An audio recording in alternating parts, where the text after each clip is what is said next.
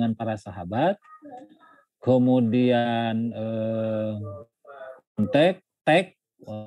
tagnya itu sendiri kalamullah, dan tentunya adalah para pengguna, sahabat, tabi'in, tabi'in dan seterusnya, atau audiens ya. Yang itu kemudian kan menjadi getuk tular ya, bersinergi, sahabat berfungsi sebagai audiens, tapi kemudian pada gilirannya dia berfungsi menjadi penafsir dan seterusnya sampai kepada kita. Jadi lingkaran itu membentuk semacam lingkaran hermeneutik dalam penafsiran Al-Quran. Jadi itu kira-kira semangat yang dibangun untuk level S3 ini. Jadi jangan dibayangkan ini adalah sebatas introduction into Quranic methodology, tidak, tapi lebih dari itu kita mengasumsikan Anda sudah memiliki pengetahuan cukup mengenai ini, tapi kita mengharapkan ada ta'amul atau nata'amal dengan yang lebih saintifik terhadap fenomena perkembangan metodologi tafsir Al-Quran. Kira-kira begitu ya. Dan untuk itu mungkin sedikit saya screen. Apakah Bapak dan Ibu semuanya ini, Bapak semuanya ini sudah menerima silabus yang disampaikan oleh Prof. Tim? Nah, maka mungkin saya share.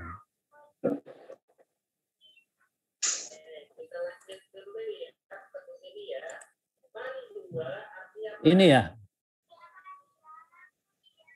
Nah ini untuk kelas C dan kelas D. Nampaknya belum kayaknya. Yang ini kan? Kalau jadwal sudah kayaknya. Nanti saya kasih yang ini.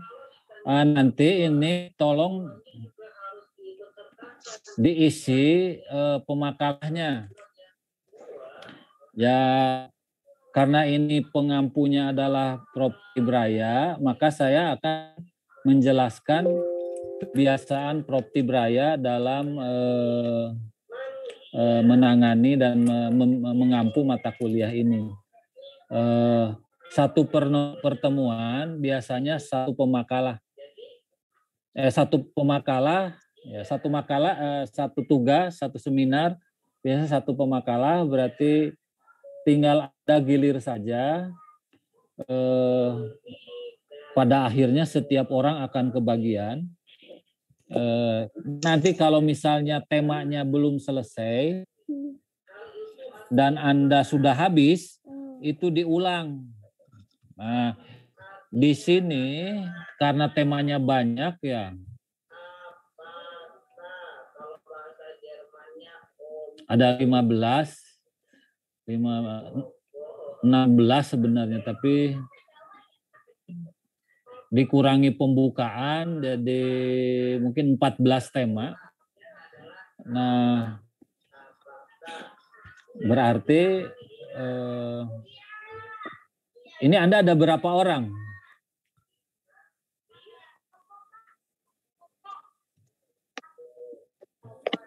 Yang hadir 15 ya.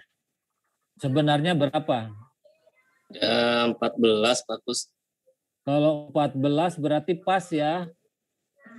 Satu orang satu kewajiban. Nah, biasanya setiap ini ada ketua kelasnya dan ketua kelasnya nanti berdialog atau mau demokratis sekarang. Misalnya bisa saya ketikkan di sini. Ini mau siapa di sini?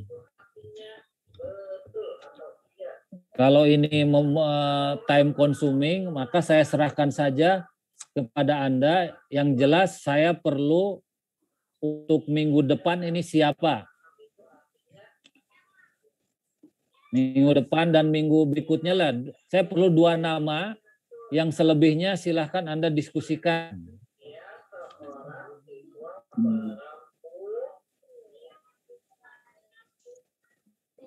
Nah, ini kan temanya pendekatan dalam tafsir.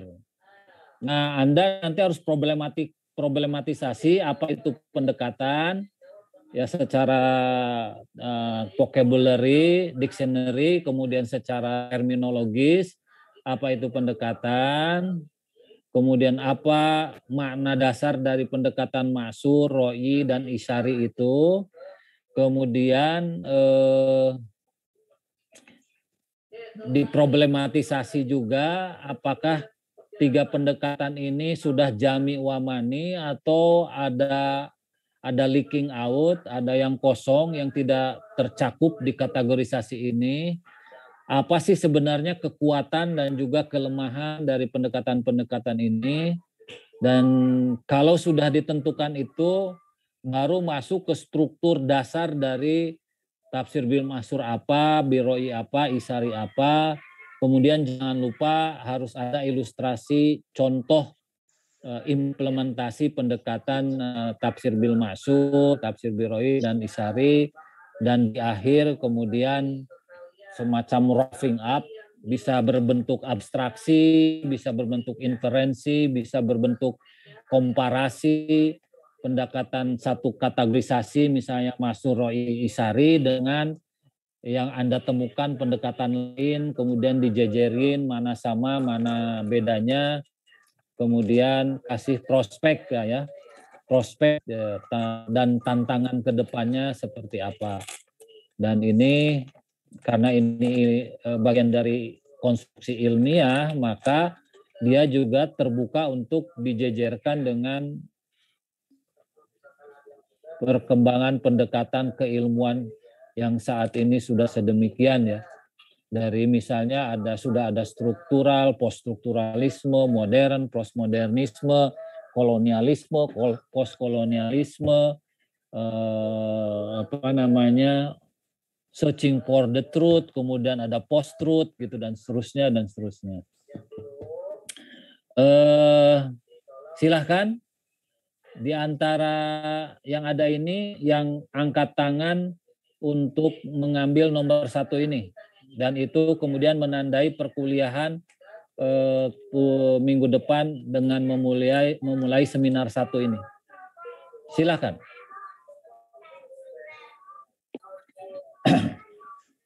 Kalau Anda diam semuanya, saya akan tanya siapa yang dari tafsir hadis atau dari tafsir, latar belakangnya. Ya, Assalamualaikum warahmatullahi wabarakatuh. Prof, saya dari tafsir, Prof. Nah, al-fadlu lil mubtadi lah ya, Pak Anugrah. Prof, hanya gini Prof, mohon maaf kalau boleh memilih. Kebetulan kemarin usulan proposalnya kan mau doi, Prof. Jadi tentang masyarakat gitu dalam Al-Quran. Nah, tapi kalau boleh memilih, tapi kalau Prof perintahkan ini ya saya ambil gitu, Prof. Nanti ilmunya hanya mau doi aja. Jadi Pak Anugrah Mahfudin ya, nomor 1 ya. Iya. Ya, ini juga nanti akan mempertajam analisa Bapak di tematik ya. Ya. Ini saya kira ini pengantar yang baik untuk disertasi Anda ya Pak Anugrah. Insya Allah ya. Terima kasih.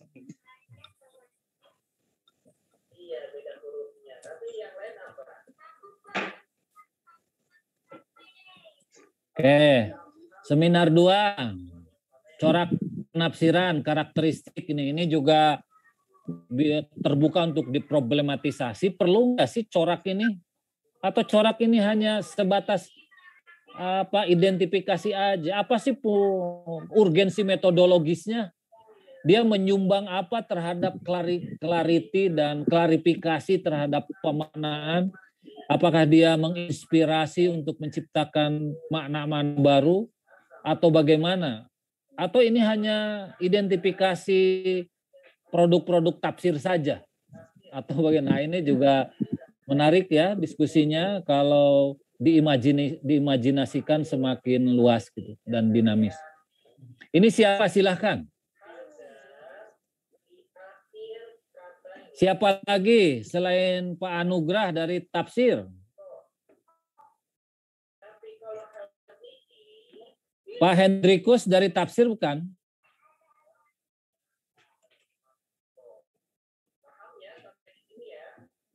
Pak Saifuddin Juhri dari tafsir bukan? Bukan, Prof. Bukan, dari politik malah. Biasanya menarik nih kalau dari politik. Tertantang nggak nih untuk pertemuan kedua nih? Pertemuan selanjutnya aja, Prof. AM Hasan Ali. Ya, Prof. Saya dari background syariah, Prof. Nah, ini menarik dari syariah bagaimana melihat corak-corak tafsirnya. Pak AM di sini ya, Pak AM ya. Sekiranya yang lain dulu, Prof. Kenapa nih kok jadi berat semuanya ini? Prof, izin Ya. Prof. Saya dari tafsir, Prof. Tafsir hadis, Prof. Siapa nih? Imam atau siapa nih? Abdul Malik, Prof. Mana nih? Saya di layar saya nggak kelihatan. Mana Abdul Malik? Abdul Malik mana nih? Oh ini Pak Abdul Malik Al Munir. Iya, Ya. betul, Prof. Siap ya yang seminar kedua ya. Iya, siap, Prof. Insya Allah. Jangan terkesan repetisi ya Pak Malik. Itu bagaimana supaya tidak repetisi itu, Prof? Berarti harus punya kepala gede untuk memotret ini. Aduh. Kepalanya gede, Prof. Otaknya yang kecil nih.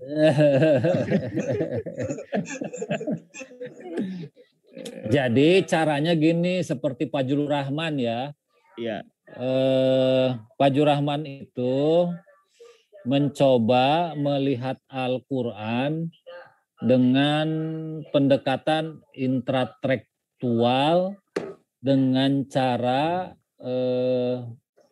mendiskusikan konten Al-Quran dengan perkembangan berbagai tradisi besar lainnya, baik itu tradisi agama lainnya, agama samawi lainnya, atau keilmuan.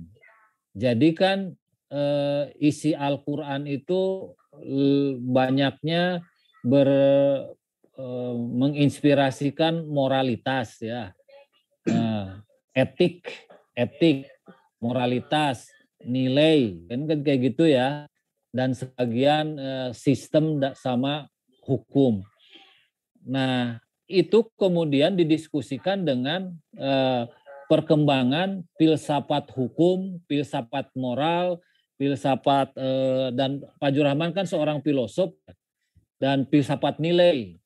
Nah, dari situ maka bongkar pasang tentang nilai itu terbangun, dia punya kacamatanya, sehingga ketika melihat isyarat-isyarat yang berbau moralitas, berbau nilai itu, Pak Julur Rahman kemudian menjejerkannya dengan perkembangan diskurs dari moral yang didiskusikan dalam Al-Quran itu, sehingga menjadi hidup gitu. Jadi katakanlah dalam Al-Quran disebut kalau seorang muslim kena musibah, falyaqul innalillahi wa inna ilaihi rojiun. Nah, hubungan antara musibah di satu sisi dengan mengatakan innalillahi wa inna ilaihi rojiun itu kan bisa berfungsi praktikal tapi bisa berfungsi sangat filosofis gitu loh. Berfungsi praktikal ini adalah manajemen yang sangat efektif bagi masyarakat muslim untuk menghandle berbagai cobaan yang menimpa mereka dalam kehidupan. Dari musibah kehilangan uang tidak seberapa sampai musibah kehilangan nyawa karena sebab yang macam-macam, karena sakit, karena tabrakan yang mendadak dan lain sebagainya.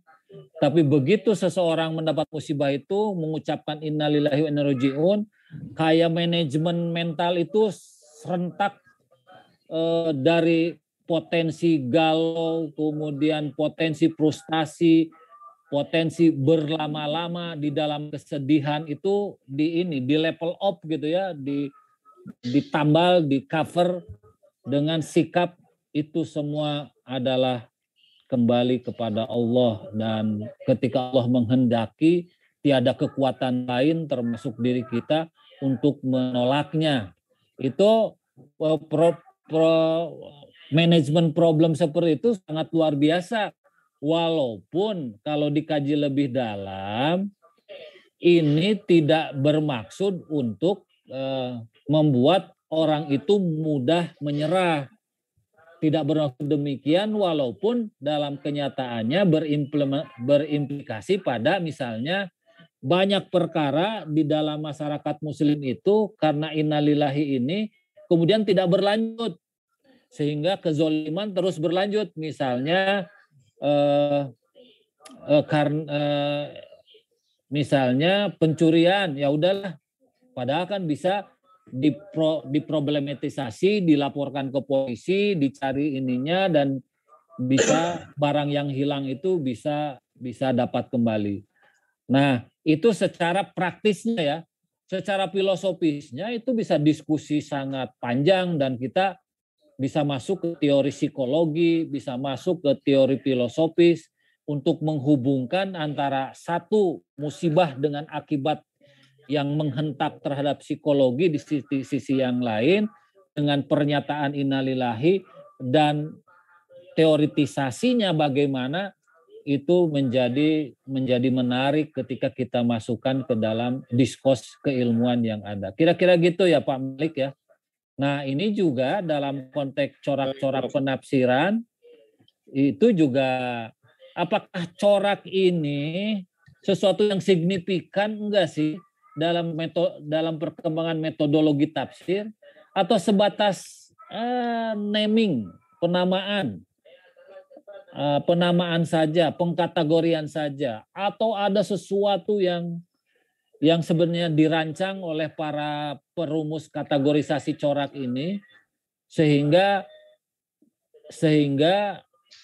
menjadi bagian yang penting dalam perbincangan metodologi tafsir Al-Qur'an. Kira-kira begitu.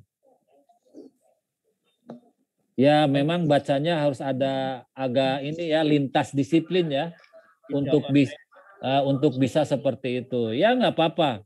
Memang kita kuliah itu untuk itu, membekali kita untuk itu. Jadi it is the time ya. Ini waktunya Anda mengeksplorasi. Silakanlah eksplorasi sekuat Anda bisa mengeksplorasi. Jangan dipatasi hanya memindahkan 1-2 referensi kemudian dipindahkan ke makalah kita. Jangan seperti itu. Itu adalah pembodohan pada diri kita sendiri dan teman-teman di kelas.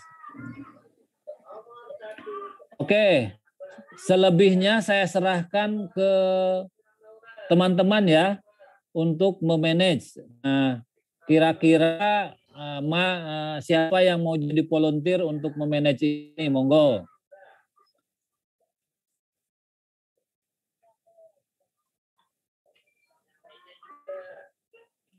Pak Abdul Malik aja sekalian ya.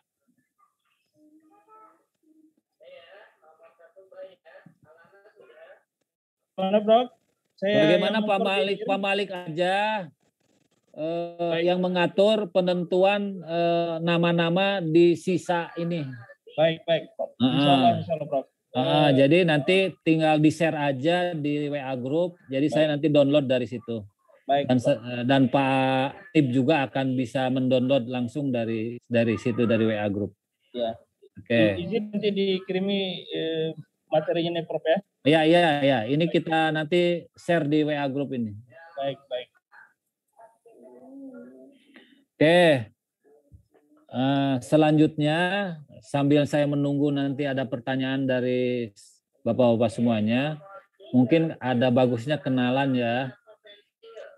S1, S2-nya apa, menulis apa di S1 dan di S2, kemudian proyeksinya apa untuk disertasi ini, kemudian jangan lupa dari mana asal-usulnya, dan juga disiplin ilmunya. Silahkan dimulai dari mana ya? Kalau di layar saya ini sebelah kiri saya tuh Pak Hendrikus ya. Mungkin bisa dimulai dengan Pak Hendri, silahkan. Baik, siap Prof. Assalamualaikum warahmatullahi wabarakatuh. Waalaikumsalam warahmatullahi wabarakatuh. Selamat pagi, salam sejahtera untuk kita semua. Selamat pagi, salam sejahtera. Ya, silahkan. Saya Pak Hendrikus Sumargo, asal dari Flores, Nusa Tenggara Timur. S1 saya di bidang filsafat dan menulis skripsi tentang Isa al-Masih dalam perspektif Islam dan relevansinya dalam membangun dialog Islam. Oke. Kemudian S2 saya Islamic Studies dimulai di Kairo setahun, lalu 2 tahun terakhir di Italia, di Roma. Oke. Itu di bidang Islamic Studies. Tesis saya itu tentang konsep damai dalam Islam menurut apa Pak? Konsep damai ya, dalam Islam menurut Muhammad Syarif Ahmad. Ya, Oke, Muhammad Syarif dari. Oke. Berarti untuk S3 ini gimana? S3 ini saya jatuh cinta pada tema Islam Flores. Ya. Oke, jadi lokalitas ya. Ya. Berarti ke Islamic Studies-nya ya, tidak ke Quranic Studies-nya ya? Ya. Berarti ini Pak Hendrikus melakukan lompatan ya dari studi teks ke studi fenomena sosial. Mungkin supaya jangkauan belajarnya lebih banyak. Oke, ya berarti ya. Nanti kalau nanti bertugas silahkan berembuk saja antara hak individu ingin apa, preferensinya disampaikan aja Pak Hendrikus ke kelas, khususnya ke Pak Abdul Malik. Tapi kalau misalnya apa yang diinginkan Pak Hendrikus itu sudah diambil teman, mungkin bisa memilih yang lain gitu ya, atau makanya siapkan aja beberapa tema sehingga tidak terpilih yang A, bisa yang B begitu ya. Siap, Prof. Oke. Ini menarik adanya Pak Hendrikus bersama kita ini, dan saya kira tradisi hermeneutik yang digali di S1 dan di S2-nya itu bisa bisa di-share dengan teman-teman di sini. Terutama ini yang di dalam tradisi Islam itu cenderung agak macet dalam tanda petik ya, yang mempertanyakan kitab suci sebagai kalam Tuhan. Di mana di dalam kajian Bible itu terbuka untuk diskusi karena dari sejarahnya ditulis beberapa saat agak lama setelah Yesus wafat. Dan di Islam ada klaim wahyu itu adalah kalamullah, dan karenanya quote and quote nyaris tidak bisa diotak-atik gitu ya. Dan ini memunculkan krusialitas tersendiri, kerumitan tersendiri dalam ketika mendialogkan dengan dinamika. Misalnya begini, apakah redaksi Al-Quran itu semuanya binding, preskriptif, normatif, atau sebagian binding normatif dan sebagian lagi hanya information, atau sebagian pemikir itu menyebutnya discourse. Jadi Tuhan terlibat dalam diskurs peradaban kira-kira gitu, dan itu berimplikasi pada cara penafsir menggali pesan-pesan Al-Quran. Dan itu yang sifatnya penafsiran, yang sifatnya penggunaan Al-Quran ke dalam kehidupan sehari-hari itu juga dinamikanya lebih dinamis lagi, karena kemudian kalau dalam hermeneutik kan kemudian penafsiran kemudian dilihat dari sisi bagaimana data itu ditafsirkan ketika berada pada eksistensi ya. Eksistensi pada aspek ontologisnya, justru yang eksistensi itu menjadi lebih penting, lebih menentukan, sehingga makna yang digali tidak lagi makna generik tapi makna signifikansi. Makna signifikansi, kemudian makna yang digali itu menjadi penting. Dan di sini kemudian pengalaman hidup umat beragama menjadi menentukan pemaknaan. Nah ini jadi kelihatannya Pak Hendrikus mau ke situ ya kajiannya ya. Oke. Pak Amirullah. Ya Prof. Silakan Pak. Ya, nama saya Amirullah. Saya berasal dari Bima, Nusa Tenggara Barat. S1 saya di Bima, juga di NTB, di IEM di sana. S2 di... Jurusan apa Pak? Prodi apa? Jurusan Pendidikan Agama Islam, Prof. S1-nya dulu menulis skripsi kalau nggak salah terkait dengan filsafat pendidikan Islam. Nah, kemudian S2-nya di SPS, UIN Syarif Hidayatullah. Tesisnya tentang pendidikan Islam humanistik. Dulu studi terhadap pemikiran Syafi'i Ma'arif dan implementasinya di Ma'arif Institute dulu. Nah, untuk S3 ini kemarin sih di proposalnya ya pengen nulis lagi pendidikan humanistik di perguruan tinggi Islam. Studi ingin membandingkan perguruan tinggi Islam menerapkan ya pendidikan Islam humanistik untuk mencegah perilaku intoleransi, radikalisme dan seterusnya. Nah, pengennya sih studi di kampus yang di bawah NU, di bawah Muhammadiyah, atau juga mungkin ada kampus UIN satu gitu. Itu masih rencana, Prof. Oke. Ya, kelihatannya Pak Amirullah cukup taktis ya dalam menggeluti keilmuannya, pendidikan, tapi kemudian yang diambil dimensi kritisnya yaitu filsafat, kemudian humanistiknya, yang itu membuat pendidikan kemudian mungkin tidak melulu dipandang sebagai disiplin preskriptif, disiplin normatif, atau saya sering berkelakar gitu ya. PAI itu adalah prodi tentang nasihat. Karena belajarnya itu bagaimana menasehati terus.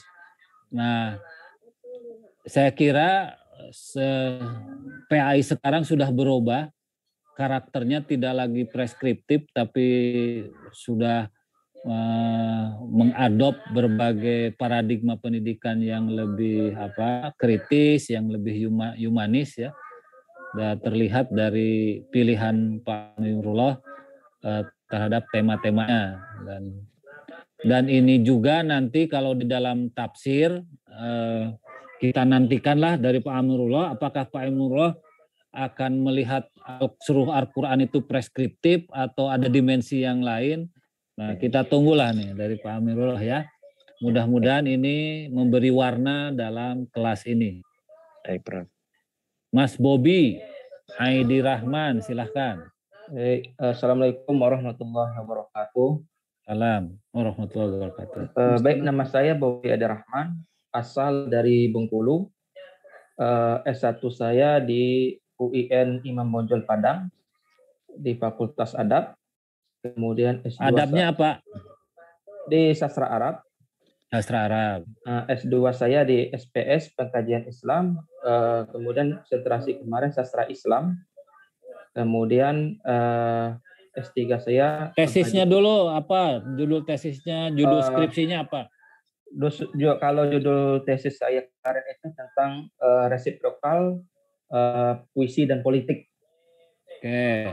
Kemudian S3 saya pengkajian Islam dan saya rencananya ingin mengkaji tentang sastra dan budaya lagi dalam novel. Dan sastra dan budaya sudah dapat objeknya dalam karya-karya Hamka. Oh, jadinya ke Hamka. Ya. Dan sekarang saya sebagai dosen di UIN Fatmawati Soekarno Bengkulu. Oh, di Bengkulu. Bengkulu. Mungkin Pak Kusmana pernah ke Bengkulu. Iya, betul. Asesmen ilmu tasawuf. Iya. Dengan Pak Alim. Saya berapa kali ke Bengkulu ya? Ada dua kali ada ya. Ya, dengan Pak Alim. Pak Alim Liswantoro ya. Iya, saya di Fuad, Pak. Oke. Pak Alim itu akan mengakses prodi ilmu hadis di Fakultas Usuluddin. Jadi saya jadi asesi. Pak Alim jadi asesornya. Iya. Oke, terima kasih Pak ya, sama-sama. Aidi, Pak Bobi. Mas Bobi ini kan kesusastraan. Mudah-mudahan ya pilihannya bisa terus sih tetap di kesusastraan. Tapi kalau lihat dari sejarah tentang reformasi pemikiran Islam secara umum dan tafsir secara khusus, itu banyak yang berlatar kesusastraan itu jatuh cinta pada reformasi ulumul Quran dan reformasi tafsir. Nasr Abu Jaid adalah juga sastrawan, terus suaminya Bintu Sati juga itu juga sastrawan, Bintu Sati sendiri juga sama. Said Kutub juga memiliki kemampuan sastra yang sangat tinggi. Apakah nanti juga akan bergeser ke tafsir, wallahu alam ya. Atau Hamka kan tokoh mufasir juga. Nanti bisa antara sisi sastra dengan tafsirnya mungkin bisa. Dan untuk tafsir sih sudah sejumlah ini ya, beberapa sarjana untuk sejumlah disertasi itu membahas tentang Hamka ini. Bahkan ada tulisan di Suda Islamika ya yang dari sarjana Malaysia juga menulis tentang Hamka ini. Jadi Hamka ini salah satu tokoh populer setelah Quraisy Shihab ya, yang sering dikaji. Nah, problem bagi objek yang sudah banyak diteliti biasanya problemnya adalah kesulitan mencari angle, mencari pentage ya, celah untuk memfokuskan penelitian kita. Pak AM Hasan Ali, monggo bercerita Pak AM.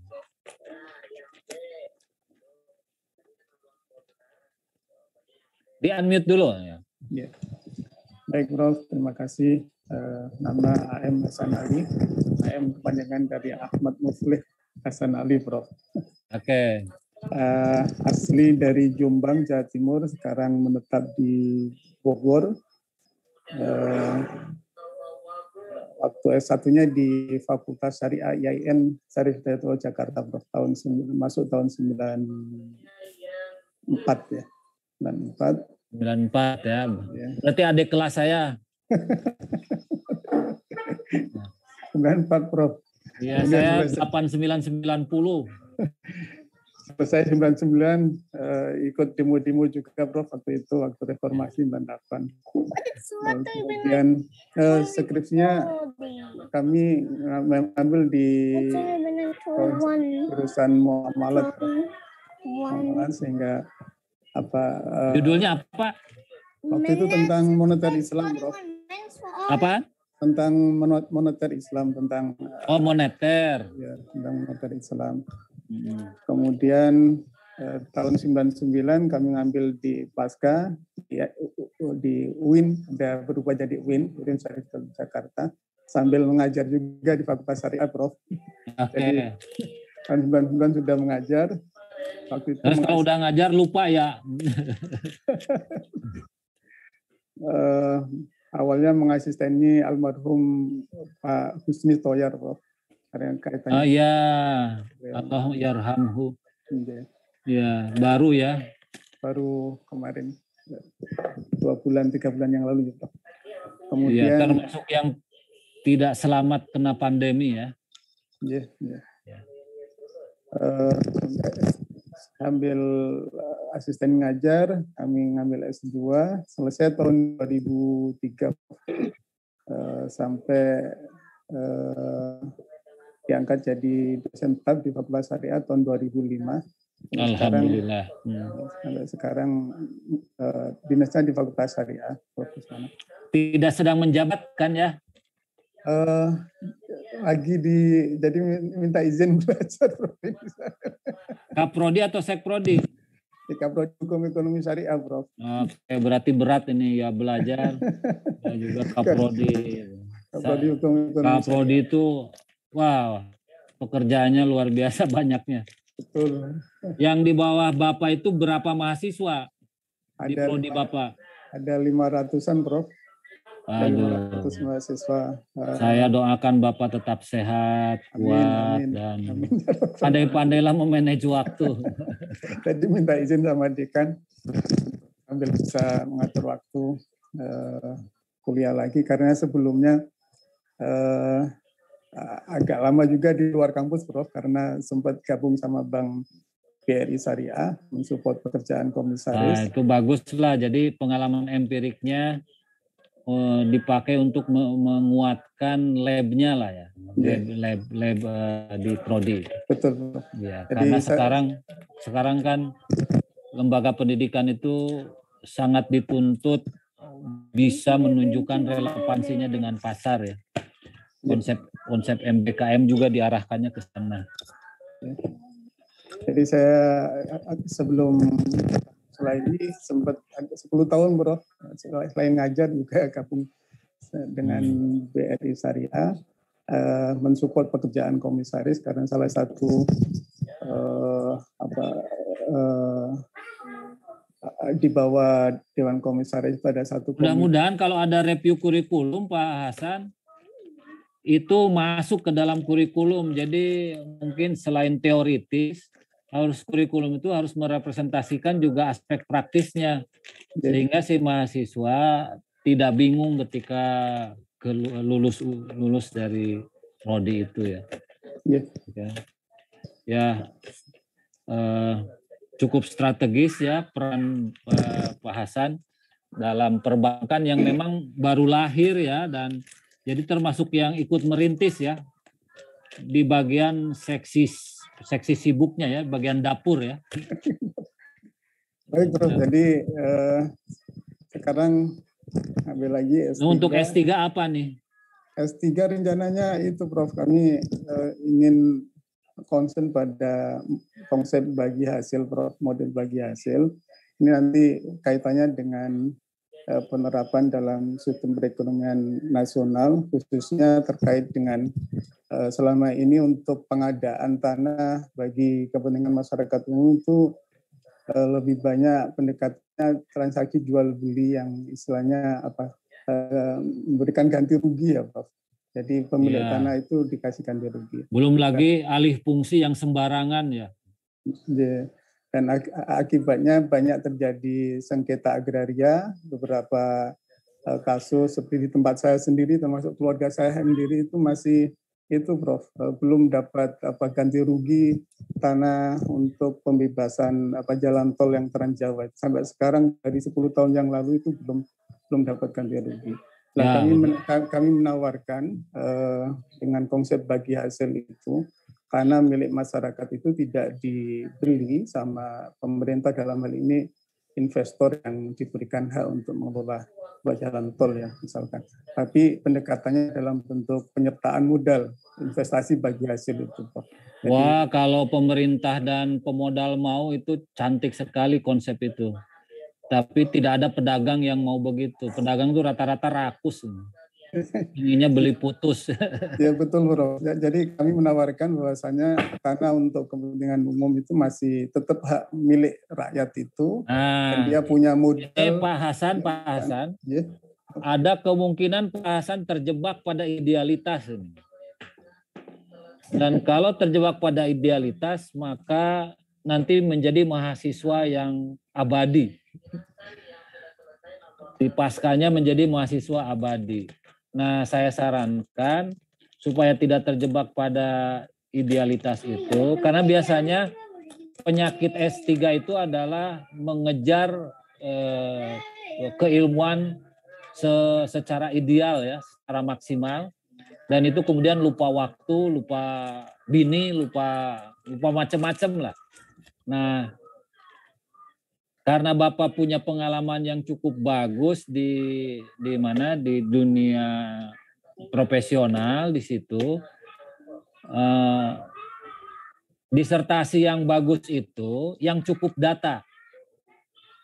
Ya, mau pilihan apapun, disertasi yang bagus itu yang datanya cukup dan mudah ya didapat. Maka pikirkanlah nanti disertasinya jangan pada tema-tema yang itu pertarungan abadi antara yang ideal dan yang pragmatis ya. Tapi pertimbangkanlah pada kecukupan data itu, karena tugas peneliti itu kan cuma satu, mengumpulkan data, menafsirkan data yang sudah terkumpul. Kita tidak terlibat di macam-macam, cuma menafsirkan data yang sudah terkumpul. Nah, karena itu fokus ke situ, Pak. Apapun pilihan temanya, tapi pastikan datanya itu terkumpul secara memadai. Pak Imam Sadili, makasih Pak Hasan. Pak Imam Sadili, silakan. Baik, Prof. Terima kasih. Saya Imam Sadili, domisili Sumeneb, Madura, Prof. Nah, daerah Beun. Alhamdulillah. Nyaman. S1 saya di Al-Azhar. Kebetulan di Al-Azhar itu tidak ada skripsi, Prof. Materi saja banyak. Terus belajar nulisnya di mana nih? Itulah kita masih belajar di SPS nanti. Ya, S2-nya di mana? Azhar juga? S2 di Malaya University di Malaysia. Oh, Malaya Tapi juga University. nulis pakai bahasa Arab, bergabung dengan orang Arab lagi di Malaya. Jadi belum belajar nulis dong? Adalah dikit-dikit, mulai kemarin tahun 2018, alhamdulillah jadi bergabung dengan IAIN Madura. Jadi di sana saya mulai belajar nulis artikel di jurnal, dikit demi sedikit. Oke. Dan memang ini disengaja ingin mengambil S3 di UIN Syarif untuk belajar menulis metodologi terutama, Prof. Oke. Dan sebenarnya metodologi itu lebih banyak digali oleh sendiri. Mungkin Ciputat atau Jogja itu hanya milieu saja yang membuat Anda bekerja secara nyaman. Nah, jadi Pak Imam jangan merasa sudah masuk SPS itu kemudian disulap metodologi Pak Imam bakalan bagus. Itu tidak ada garansi. Yang menggaransi adalah usaha Anda sendiri. Jadi SPS hanya milieu saja. Nah, karena itu saya nggak yakin kok ada beberapa teman yang dari Al-Azhar itu di awal memang terseok-seok dalam menulis, tapi kan kemampuan membuka turosnya melebihi yang rata-rata teman-temannya. Nah, ini kan problemnya kan memanage turosnya itu secara kritis itu bagaimana. Nah, kalau Anda sering baca, mungkin bacanya terstruktur aja ya Pak Imam ya. Yang saya maksud terstruktur itu adalah bacalah pedoman menulis karya ilmiah yang paling basic. Ya. Kemudian metode riset juga yang basic. kuasai dasar-dasar itu, kemudian sekarang kan ada template-template itu ya, template-template di jurnal itu, ikuti itu, kemudian di exercise. Yang menarik itu benturkan diri kepada event-event. Ini sekarang kan membanjir banget seminar-seminar, konferensi-konferensi.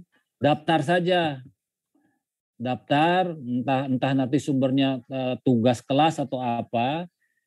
Nah itu akan berfungsi dua hal. Yang kedua melatih kemampuan kita menulis, dan yang pertama melatih kemampuan menulis, yang kedua melatih mentalitas kita dalam mempresentasikan gagasan. Karena kalau tidak dilatih itu juga gagap juga nanti. Nah, karena itu banyak kawan-kawan yang dari Timur Tengah itu adaptasinya beberapa tahun begitu ya. Tapi setelah itu bisa eksis bahkan lebih baik dari yang lain-lainnya. So, no worry ya, Pak Imam. Terima kasih. Pak Anugrah silahkan bercerita. Ya, makasih Prof. Satunya. Saya asal dari Bandung, Prof. Oke. Asal dari Bandung. S1 saya di Unpad dulu, Prof, di Bandung, Universitas Padjadjaran. Saya mengambil geologi. Waduh, geologi ini. Iya. Perut bumi. Iya. Terus saya ambil lagi double degree-nya, Prof, S1 di Al-Azhar juga. Sama dengan Pak Imam tadi ya. Hanya saya jadi dulunya dari pesantren ya? Enggak, sebetulnya Prof. Sama sekali umum. Oh, kok ke Al-Azhar tuh ngapain, nyeburin diri? Iya, menyeberang Prof. Setelah belajar ayat-ayat kauniyah Prof. Kan karena di Serikus dan lain-lain. Oh, di Al-Azhar Mesir maksudnya? Waktu di geologi itu kan saya belajar ilmu bumi, Prof. Nah, dari ilmu bumi itu kan ayat kauniyah yang menghantarkan saya ingin belajar lebih lagi tentang agama gitu, Prof. Akhirnya saya ke Al-Azhar. Berapa tahun di Mesir? 4 tahun, Prof. 4 tahun. Dapat laisong atau? License aja, Prof. Itu gimana Bapak bisa bahasa Arabnya? Nah, waktu itu selalu saya ikut ini dulu pelatihan bahasa Arab, Mahat Imarot di Bandung. Oh, sebelum berangkat. Ya, terus juga ikut persamaan lagi SMA-nya. Jadi supaya dapat ijazah aliyah, saya ikut lagi persamaan. Berarti sudah bisa mengkritik tafsirnya Tantawi Jauhari ya? belum Prof sampai saat ini. Ini baru sekarang juga nih. Banyak warna nih. Iya, karena pro kontra tentang tafsir ayat-ayat kauniyah ini juga cukup kaya ya. Betul. Antara yang pro dengan yang pesimis tentang itu cukup kaya ya. Betul. Nah, terus mau nulis tentang tafsir kauniyah ini atau bagaimana? Nah, kalau di S2, Prof, S2-nya di Malaysia juga, di Madinah International University. Saya waktu itu ngambil judul tesisnya Nadoriyah Nadmil Quran wa Istikhdamuha fi Tafsir Nadm Duror, Burhanuddin Al-Biqai. Gitu. Nah, untuk sekarang S3-nya saya rencana ngambil judulnya korelasi interaktif Tartib Nuzul dan Sirah Nabawiyah dalam rekonstruksi pembentukan masyarakat Islam Madinah. Wah, ini berarti konteks Madinah nih. Iya, konteks Madinah. Konteks Madinah, tapi mau dilihat dari bagaimana Al-Quran membentuk masyarakat Madinah. Betul. Wah, jadi keren itu. Diinteraksikan dengan Sirah Nabawiyah itu seperti apa, implementasinya seperti apa? Karena itu saling korelatif gitu, saling interaktif. Ya, kan Al-Quran turun secara perlahan itu ya. Iya. Sesuai konteks. Oke. Ya. Berarti ini pendukung Noldek ini. Oh, saya tulis dia. Pendukung Noldek ya? Atau Ijad Darwajah? Oh iya, betul. Ya. Noldek, Ijad Darwajah, kemudian ini Al-Jabiri. Al-Jabiri, Prof. Ya, betul. Oke, oke. Ya, betul, Prof. Ya. Walaupun apa namanya tafsir nujuli itu dikritik ya, tapi no problem. Itu biasa di dalam Nah, saya kira ini menarik ya, ada Pak Imam, ada Pak Anugrah. Pak Imam mungkin terdidik dari Islam tradisional dan belum menyeberang ke sekuler nih. Nah, Pak Anugrah ini dari sekuler kemudian menjadi Muslim sejati. Ini Pak Imam itu umur berapa nih sekarang? Kayaknya baru 30 ya? 32, Prof. Pak Imam 32. Kalau Pak Anugrah kayaknya baru 35 ya? Wah, 44, Prof. 44 ya, tapi kok ini sudah meninggalkan dunia hitam, Prof. Rambutnya udah kayak 60 ini. Ngentrik lah, itu bagus lah. Siapa yang politisi PAN itu yang begini nih? Hatta Rajasa, Bro. Pak Hatta, iya ini. Jadi ini Hatta Junior ini. Saifuddin Juhri, silahkan. Assalamualaikum warahmatullahi wabarakatuh. Waalaikumsalam. Prof, nama saya LL Saifuddin Zuhri, asal dari Lombok, Nusa Tenggara Barat.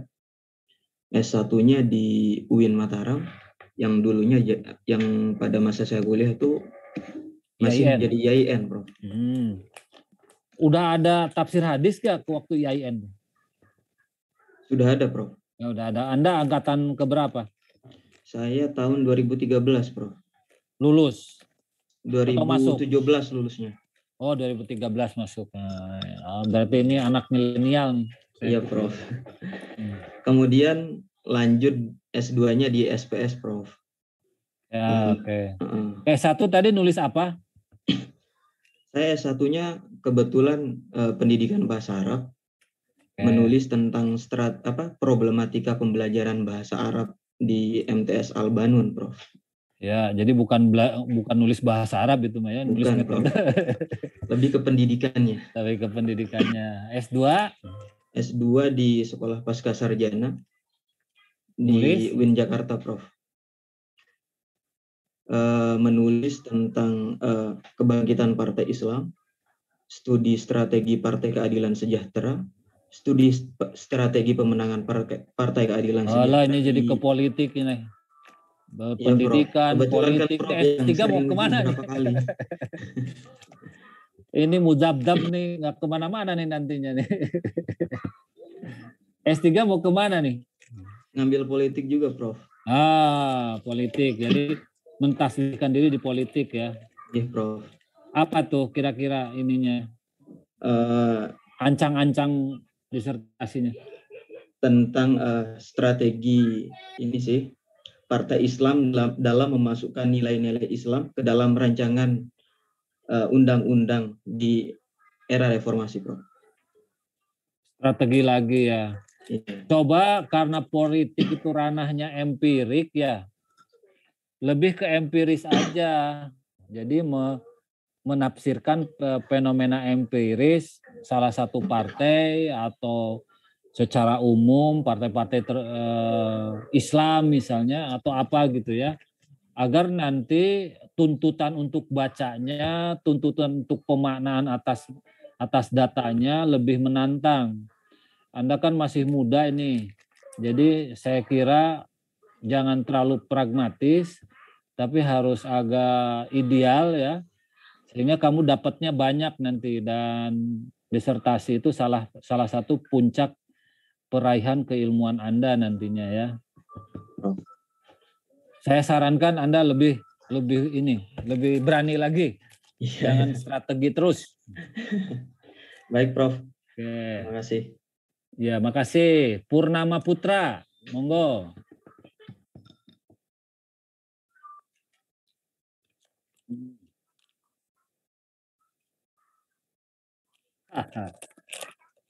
Abadi di mana? Di S1 atau di S2?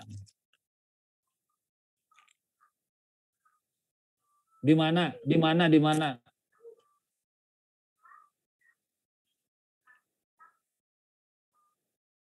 Lulusnya di UT, nulis tentang apa? Ini pengelana ini namanya.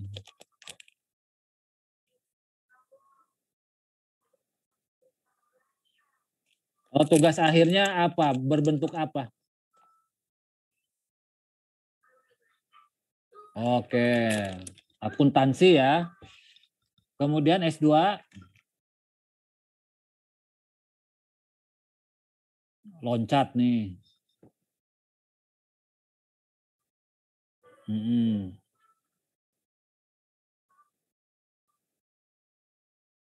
Berapa tahun? Karena mentok itu apa metode riset atau karena apa?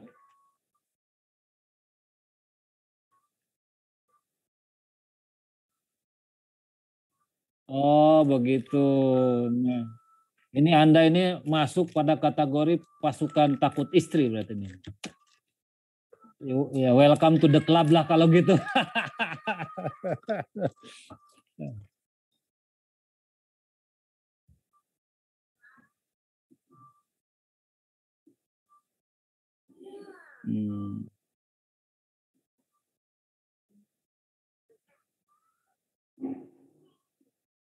Iya, kacau begitu ya.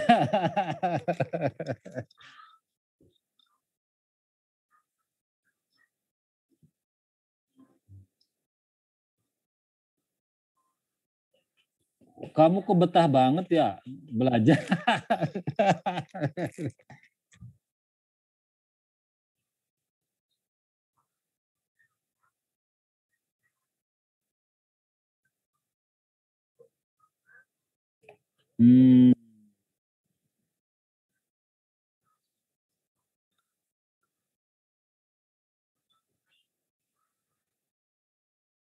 Jadi bisa dikategorikan sebenarnya Pak Purnama ini udah mateng ya, hanya bingung aja. Nah, dan ini mau ditetapkan di mana nih ininya? Apa di ekonomi, apa di studi Islam? Ya udah ditetapkan hati aja di ekonomi syariah. Proposalnya tentang apa?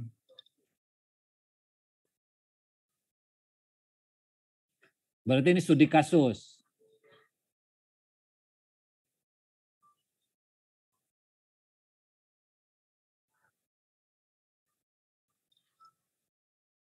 Ya, untuk ya, saya kira mungkin studi kasusnya jangan satu institusi, ada beberapa ya, kemudian dianalisis lah. Ya udah saya kira praktis itu aja. Kalau memang ada angan-angan untuk misalnya Anda punya keinginan, ini kan ekonomi syariah tuh formative period kan di Indonesia ini, masih masa-masa pembentukan. Itu artinya welcome to everybody, including to you, untuk berkontribusi sebagai kontributor pembentuk keilmuan ekonomi syariah di Indonesia. Nah, saya kira jadikan kesempatan di pasca ini untuk memberikan warna tersendiri, novelty tersendiri di ekonomi syariah ini. Karena kelihatannya masih mencari identitas ini, ekonomi syariah itu. Antara Islam atau sekuler, atau bainadalik ya, dua-duanya. Campuran itu ya. Iya, iya.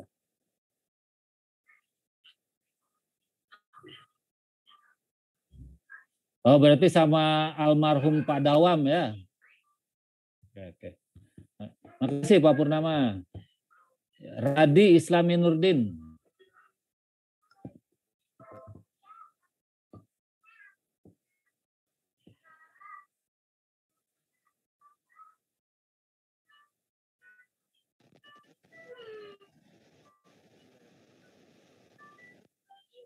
Belum kedengaran ya Pak Radi?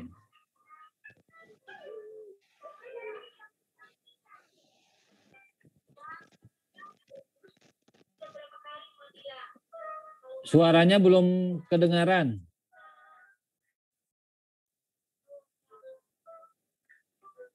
Mungkin tanpa itu kalau di kamar Anda tidak berisik, sebenarnya pakai langsung aja lebih baik. Bismillahirrahmanirrahim. Assalamualaikum Nah, ya. warahmatullahi wabarakatuh. Waalaikumsalam warahmatullahi wabarakatuh. Izin memperkenalkan diri, Prof. Nama Adi Islami Nurdin, kemudian domisili sekarang di Pamulang, Tangerang Selatan. Kemudian untuk S1-nya saya di ISIT, kalau sebelumnya itu Institut Studi Islam Darussalam di Ponorogo. Kemudian tahun 2015 berubah nama menjadi UNIDA, Universitas Darussalam. Nulis apa di UNIDA? Iya, Prof. Nulis apa? Saya di Fakultas Usuluddin nulis tentang pemikiran Ibnu Rus tentang teori penciptaan alam, Prof. Oke, berarti ya Anda di Akidah Filsafat ya? Betul, Prof, di Akidah Filsafat. Ya. Kemudian lanjut S2-nya di Fakultas Usuluddin, UIN Syarif Hidayatullah Jakarta, di Magister Filsafat Agama, konsentrasi di tasawuf. Saya mengambil tentang Tarekat Qadiriyah Hanafiyah, lahir dan perkembangannya di Indonesia, Prof. Berarti ini ke empirik ya? Iya, Prof. Dari kontemplasi ke empirik. Nah, untuk S3-nya gimana? Untuk S3-nya, alhamdulillah diberi kesempatan lagi untuk belajar di Sekolah Pasca Sarjana di UIN Syarif Hidayatullah Jakarta, mengambil di pengkajian Islam untuk untuk rencana daripada proposal itu adalah tasawuf modern sebagai problem solving multikrisis di Indonesia. Jadi kajian analisis tentang Tarekat Qadiriyah Hanafiyah. Lah itu judulnya itu menurut saya sangat problematik, ya, mungkin sejak dini hari dibuang aja itu. Judulnya cari judul yang lebih empirik. Jadi kalau namanya penelitian itu jangan berpretensi kita bisa tapi memaknai ya, memaknai fenomena, diarahkan ke situ itu lebih memudahkan Anda menyelesaikan disertasi Anda ya. Iya, Prof. Oke, jadi kalau S2-nya empirik berarti sekarang empirik lagi. Iya, atau Prof. studi tek? Empirik, Prof. Jadi kajian analisis, Prof. Ya, berarti kalau empirik lagi ya udah berarti nanti pendekatannya mau etnografik antropologik atau sosiologis atau apa ya, jadi kamu tentukan, atau psikologis ya, kamu tentukan dan kuatkan di alat baca itu, karena itu akan menentukan clarity penafsiran atas fenomena yang Anda kaji itu. Siap, Prof. Oke. Terima kasih, Prof. Radi. Ya. Terima kasih masukannya, Prof. Sama-sama. Ya dibuang ya yang judul yang tadi ya. Siap, Prof. Adnan Yelipele. Min aina Anda? Adnan dari Papua ya. Di unmute dulu Pak Adnan. Di unmute dulu. Sudah. Halo, Assalamualaikum warahmatullahi wabarakatuh, Prof. Waalaikumsalam. Ya, saya Adnan Yelipele, asal Wamena, Papua. Saat ini di Papua, Prof. Oke, jam berapa nih di Papua nih? Sekarang di Papua sudah jam 11.20, Prof. Oke, iya. Berapa jam nih? Ini 3 jam ya, 2 jam. Beda 2 jam, Prof. Ya.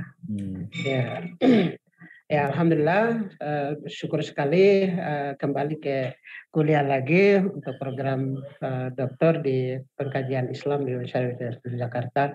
Kebetulan saya alumni juga S1 dulu di UIN Syarif Hidayatullah Jakarta di Fakultas Syariah dan Hukum. Dan dulu saya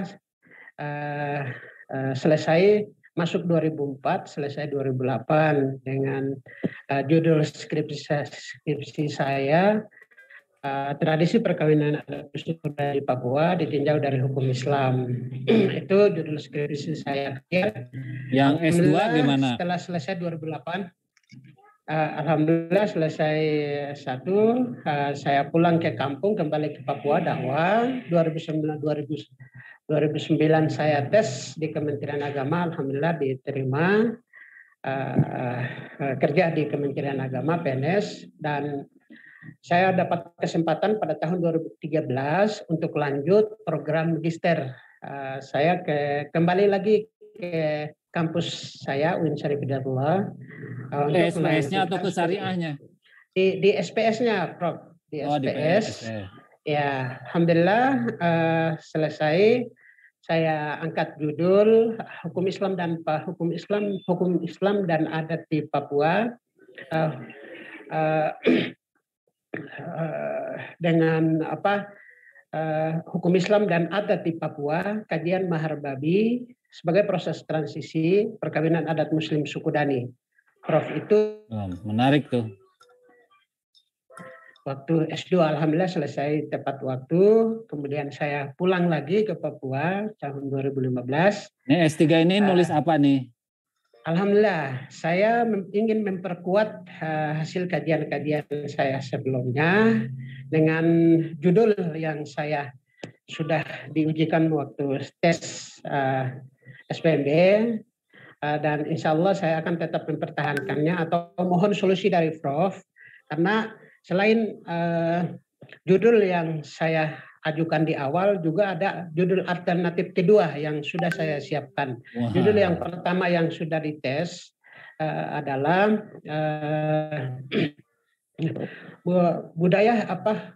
budaya Koteka. Koteka saya lupa lagi, ya Allah. Koteka dalam budaya aurat dan suku Dani koteka Muslim, kira-kira gitu ya. Iya, Prof. Koteka dalam budaya suku Dani Muslim Papua, Wamenang Papua, studi kosmopolitanisme hukum Islam di masyarakat suku Dani, Prof. Itu kalau pakai sahrur itu koteka itu udah aurat, itu udah boleh, udah Islam. Iya, Prof. Dan ini kajian ini saya ingin angkat supaya bagaimana hukum Islam bisa secara perlahan bisa diterima di Papua. Mungkin yang di sini tradisi adatnya dari sisi budaya adatnya kuat, dan ingin saya memperkenalkan bagaimana hukum Islam. Ini Bapak Anda mengkaji koteka ini koteka non Muslim atau koteka Muslim ini? Koteka Muslim dan non Muslim, Prof. Ada Muslim mungkin tapi koteka Muslim aja, karena siap. Yang menjadi menarik di sini adalah bagaimana masyarakat Papua mempertahankan menggunakan koteka di tengah ada konsep muhrim dalam ada konsep aurat dalam Islam. Aurat. Ya, siap, Prof. Bagaimana Muslim Papua mempraktekkan koteka ketika dia menjadi Muslim, itu kan ada negosiasi. Jadi sumber datanya di situ aja ya. Siap, Prof. Insya Allah, Prof. Oke, jadi ini mohon masukan juga. Kajiannya ya. Jadi jangan dibilang apa hukumnya menurut perspektif Islam ya. Tidak, Prof. Jangan. Insya Allah. Udah bubar kalau pakai itu mah nanti. Terima kasih. Terus Prof, mohon masukan. Yang kedua apa yang kedua? Alternatif judul yang saya siapkan adalah ini, Prof. Alternatif judul disertasi yang saya siapkan adalah Haji Aipon Asoh, tokoh pejuang Muslim Koteka Papua, studi kepelopongan. Lah itu masukin aja ke yang pertama, Pak. Iya. Itu masukin aja yang ke pertama. Jadi ada agensinya, ada tokoh-tokoh penting. Masuk ke yang pertama aja. Jadi pertama. Saya kira Pak Adnan sudah memilih topik yang paling seksi ya. Sekarang itu kan selain Teen is beautiful, Big is beautiful, sekarang ada satu lagi Pak, Black is beautiful. Ya. Nah, jadi saya kira menarik menarik untuk dikaji secara antropologis. Baik, terima kasih, Prof. Ya. Pak Abdul Malik, terima kasih banyak. Ya. Assalamualaikum warahmatullahi wabarakatuh, Prof. Waalaikumsalam warahmatullahi. Ya, perkenalkan saya Abdul Malik Al-Munir, sekarang berdomisili di Kota Tanjung Pinang, Kepulauan Riau. Riau. Kepulauan, Prof. Kepulauan Riau. Seberang Batam, Prof. Waduh, banyak terjadi tsunami nggak di situ? Tidak, Bro. Alhamdulillah masih Alhamdulillah aman. ya. Ya. S1 saya di UIN Sultan Syarif Kasim, tafsir hadis. S2-nya di UIN Sunan Kalijaga, studi Quran hadis, Prof. Wah, tradisi hermeneutiknya kuat Jogja. Belajar itulah. pada Pak Sahiron. Iya betul, belajar, tapi karena cuman sebentar ya, 1,5 tahun, jadi belum banyak lagi mendapatkan nih. Ali Makanya Imron, Pak Ali Imron, Pak Ihwan, Nur Ihwan, Pak Ahmad Rafiq, Rafiq, namanya Living Islam, Living Quran. Kebetulan juga saya itu tergabung di grup IAT ya, yang Pak Kusmana sering komen dan men-share jurnal-jurnal itu. Ya, itu luar biasa saya. Ya. Dan juga sering saya Kenapa ikuti. nggak ke Jogja? Kan di Jogja kan kata Pak Malik kan masih penasaran baru 1,5 tahun. Kenapa ke Jakarta? Ya, saya pikir perlu ada nuansa baru ya, karena saya juga tertarik dengan Jakarta itu. Jadi kalau Jogja ya sedikit pengenalan, mudah-mudahan nanti saya bisa menyuap sendiri lah, ya kan? Oke. Kalau itu Prof. Siap. Non menulis tentang apa? Saya mau kemarin ini hanya hanya untuk meluluskan aja kemarin, Prof. Jadi belum apakah ini yang nanti akan ditegaskan, saya juga masih sepertinya ini sangat mudah ya, makanya mungkin nanti agak yang lebih berat lah sedikit ya kan. Nah kemarin tuh saya mengajukan tafsir Al-Quran, patronasi keilmuan dan kekuasaan, studi analisis wacana kritis atas Safwatu Tafasir karya Ali As-Sobuni, Prof, dan kritikusnya di Arab Saudi. Ya, oke. Itu berat di judul kelihatan. Berat di judul tapi mudah dikerjakan karena pengen cepat selesai aja. Ini. Ya, oke. Ya, kalau mau wacana kritis berarti nanti dasar-dasar analisisnya harus pada naskah ya. Yeah. Dan lembaran-lembaran naskahnya itu ya yang harus kemudian diturunin melalui analisa kritisnya. Biasanya kan 3 level itu. Yeah, itu Anda betul. pakai pakai Pandek atau Perklo atau siapa? Pandek, Prof. Oh, Pandek ya. Oke. Ya berarti Pandek awal dari kemunculan diskurs analisis ya. Iya, Bro. Ya, nah, kalau Perklo yang agak belakangan. Oke, monggo dilanjut di situ ya. Siap, Bro. Oh, berarti nanti mohon arahan lah nih terkait tentang teori-teori ini memang saya sangat kurang Sebenarnya sekali. kalau teori sih bisa yang mana aja. Nah, yang sangat penting itu adalah menerjemahkan teori itu. Bagaimana aja seringkali diabaikan ya menerjemahkan teori itu ke dalam objek kajian dan benar tidak pilihan datanya itu dengan metode itu. Nah itu banyak sulit di situ. Saya kira nanti kita lihatlah seberapa jauh Safwatu Tafasir itu menarik dibaca secara diskurs analisis ya. Baik. Ahmad Asrop Fitri, makasih Pak Abdul. Oke, Prof. Ahmad Asrop Fitri. Baik, Prof. Assalamualaikum warahmatullahi wabarakatuh. Ini. Halo, Assalamualaikum warahmatullahi wabarakatuh. Waalaikumsalam. Perkenalkan, nama saya Ahmad Asrop Fitri. Saya asli dari Pati, Jawa Tengah. Kemudian melanjutkan studi S1 di UIN Wali Songo Semarang, mengambil program studi Hukum Perdata Islam. Nah, hanya saja waktu itu konsentrasinya ilmu falak, Prof. Jadi waktu itu skripsi yang saya tulis itu berkaitan dengan pengamatan hilal menggunakan teleskop yang namanya Vision Spring. Nah, kemudian S2-nya saya melanjutkan di UIN Raden Mas Said Surakarta. Nah, dekat ke kampung ya, dekat ke kampung kamu. Sebenarnya sama-sama jauh, Bro. Oh, sama-sama jauh. Sama-sama jauh. Kebetulan waktu itu karena S1 oh iya, Demak ya, jauh ya Demak.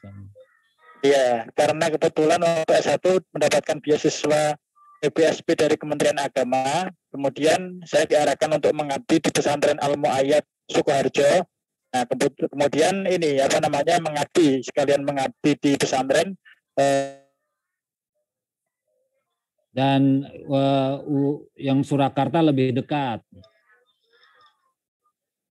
Nah, kemudian waktu itu mengambil jurusan manajemen syariah, lintas nyebrang jurusan. Nah,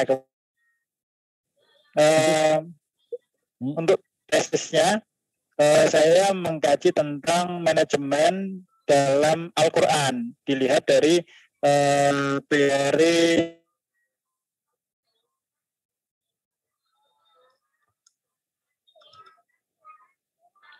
hilang ya Pak Ahmad Asrop, hilang suaranya. Malah lenyap. Putus. Oke, sambil menunggu mungkin pindah ke yang lain. Nah, Asrop sudah muncul lagi. Silakan. Sebelumnya mohon maaf, Prof. Ya, lanjut. Tapi tiba-tiba terputus jaringannya. Nggak apa-apa. Halo. Ya, dengar. Ya, untuk judul tesis saya mengambil judul mengenai manajemen dalam Al-Quran.